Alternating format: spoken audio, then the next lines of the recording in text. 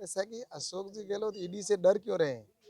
मेरे घर पे आए ना ईडी, एक बार नहीं 10 बार, कुछ भी निकाल के नहीं ले जा पाएगी। तो अगर उनको डर नहीं है तो ईडी से क्यों डर रहे हैं? भ्रष्टाचार जो करेगा उसी को डर लगता है।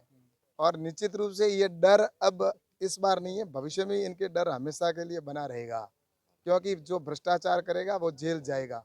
प्रधानमंत्री नरेंद्र मोदी जी ने कहा न खाऊंगा न खाने दूंगा। तो जब प्रधानमंत्री नरेंद्र मोदी जी बने थे, उस समय इनको पता नहीं था कि मोदी जी आ ही इसीलिए रहे कि इन भ्रष्टाचारियों को समाप्त करना है। तो इसलिए मैं कहता हूँ कि उन लोगों को जिसका भ्रष्टाचार हुआ है, आज हमारे युवा साथी जिन्होंने प्रेस परीक्षा देने के लिए वो जाते हैं और उनके पेपर लीक हो जाते हैं, उनका भविष्य बर्बाद हो जाता है और वो मेहनत करने वाला पीछे रह जाता है। और जो चोर है पैसा कहीं से लाकर और जिस तरह से करते हैं और उसके बाद में भ्रष्टाचार की वजह से वो उनका चयन हो जाता है, तो उसके साथ कितना चोट होती है। इसलिए मेहनत करने वालों के निश्चित रूप से एक दर्द है और इसलिए आने वाले समय में ये तो शुरुआत है, अभी तो आगे आगे देखते जाओ। जितने भी भ्रष्टाचारी हैं उनका एक ही स्थान है और वो जेल है।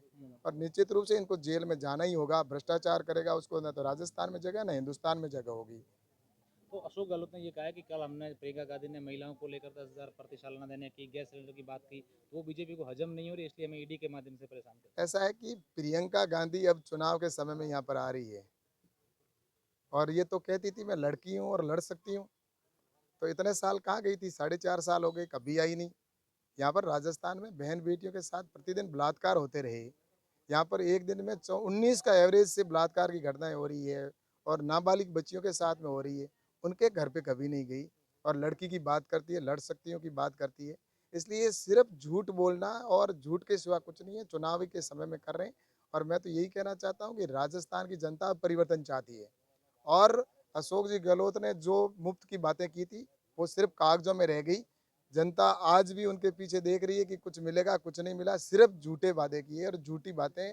और इसलिए राजस्थान की जनता कभी न तो फ्री के अंदर विश्वास रखती है और राजस्थान की जनता स्वाभिमानी है।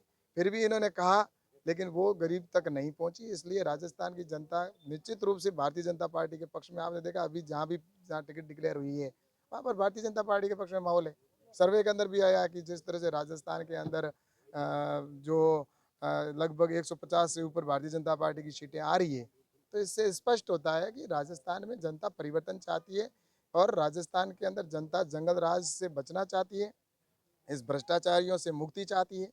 यहाँ पर तुष्टिकरण से राजस्थान मुक्ति चाहता है और राजस्थान एक आने वाले समय के अंदर सुरक्षित राजस्थान हो, सनातन की सुरक्षा करने वाला राजस्थान हो, गरीबों के कल्याण करने वाली सरकार हो और आने वाले समय में यहाँ पर हर प्रकार से एक सुशासन देने वाला सरकार बने।